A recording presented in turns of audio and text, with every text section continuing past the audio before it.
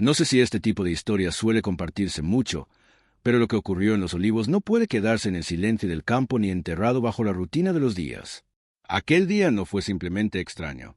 Fue uno de esos días donde algo profundo se rompe o se acomoda dentro del alma, como si el destino decidiera que ya era hora de ajustar cuentas con el pasado. Don Ezequiel vivía en una finca solitaria entre las montañas del norte de México, un lugar olvidado por muchos pero lleno de memorias y ecos. Era un hombre que había dejado de ver hacía más de 15 años, aunque eso no lo hacía menos capaz. Había aprendido a leer el mundo por los sonidos, los olores, la vibración del suelo bajo sus pies descalzos. Para él, el olor de la tierra mojada, cuando la lluvia se dignaba a caer, era poesía. El sonido del viento golpeando los techos de zinc le hablaba de la estación y de lo que se avecinaba. El mugido de las vacas, el aleteo de las gallinas, cada mínimo detalle tenía un significado. Su ceguera había agudizado todos los demás sentidos. Aquella mañana de abril, sin embargo, fue distinta desde el primer segundo. Don Ezequiel se despertó no por el canto del gallo ni por el ajetreo de los animales, sino por la ausencia total de sonido. Un silencio antinatural reinaba en Los Olivos. Era como si el campo hubiera decidido contener la respiración. Sentado en el borde de su cama de madera, sintió ese vacío en el aire antes incluso de poner los pies en el suelo. Sofía, su hija, aún dormía en la habitación contigua, y Mateo, su nieto, ya debía estar en el corral. Aparentemente era un día normal, hasta que dejó de serlo. Ezequiel se puso de pie, se calzó lentamente sus botas y salió al porche de tierra apisonada. El suelo estaba más frío de lo habitual. Caminó con paso lento pero firme, como quien conoce cada piedra de su casa. No tardó en notar que las gallinas no cacareaban. El café que Mateo preparaba en la vieja estufa de leña no olía como siempre. Había en el aire un aroma metálico, a óxido, a humo viejo, como una advertencia. Cuando Mateo regresó del corral, lo hizo en silencio, con pasos pesados. Su voz temblaba al hablar. «Abuelo, la puerta trasera está abierta. Y hay huellas. No son nuestras. Y hay marcas de llantas. Llantas que no han estado aquí nunca». Don Ezequiel frunció el ceño. Asintió con calma. Se ajustó el sombrero de paja y ordenó sin levantar la voz. «Sella a rayo. Llama al capitán Ramírez. Y cierra todo».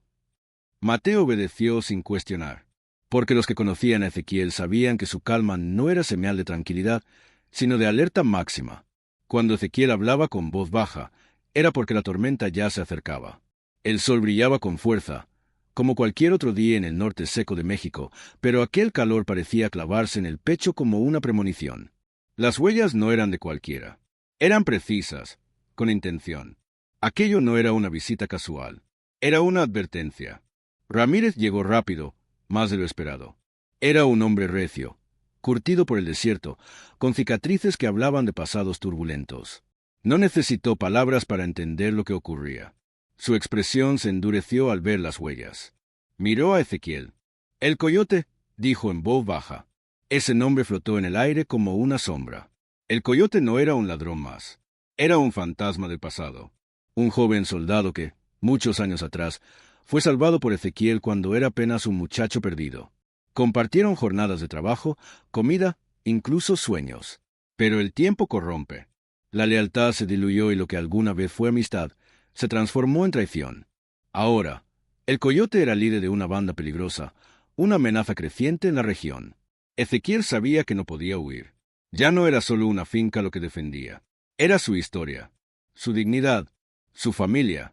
Pasaron el día preparando trampas, reforzando puertas, verificando municiones.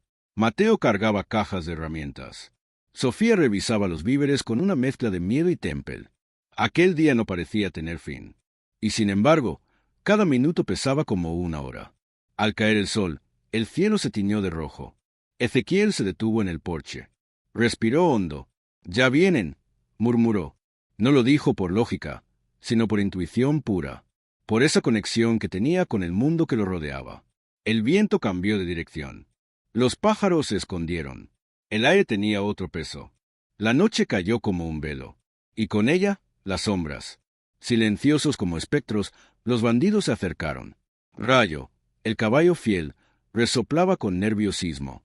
Ezequiel permanecía quieto, como si escuchara un lenguaje secreto en el viento. Sabía que la batalla no se ganaría con fuerza bruta, sino con estrategia.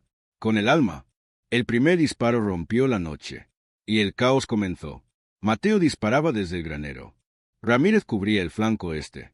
Sofía, armada con firmeza, protegía la entrada trasera. Pero era Ezequiel quien guiaba, montado en Rayo, fusionado con él. Era como si su ceguera se convirtiera en una ventaja. Sentía cada paso del enemigo, cada respiración, cada intención.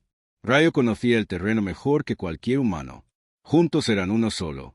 Y entonces apareció el coyote. No fue un duelo de palabras. Fue una confrontación de almas. El hombre que una vez fue salvado, ahora era la amenaza. Sus miradas no se cruzaron, pero el silencio entre ellos fue más elocuente que 1000 discursos. Ezequiel no dudó.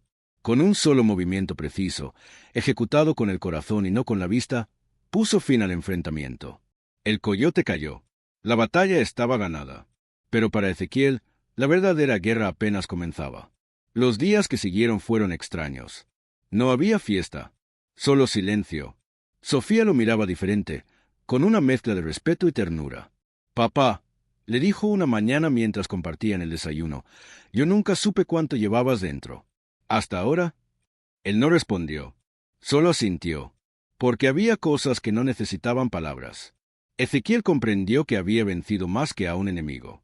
Había vencido su propia oscuridad, el miedo de ser débil, la culpa del pasado, la carga de no ver. Ahora, cada sonido, cada olor, cada brisa tenía un nuevo significado. El campo comenzó a florecer de nuevo. Sofía se encargaba de la finca con decisión. Mateo trabajaba con la energía de quien ha conocido el miedo y ha sobrevivido. Y Ezequiel, por primera vez en muchos años, dormía en paz. Pasaron los meses, luego los años. La fama de Ezequiel se extendió por la región.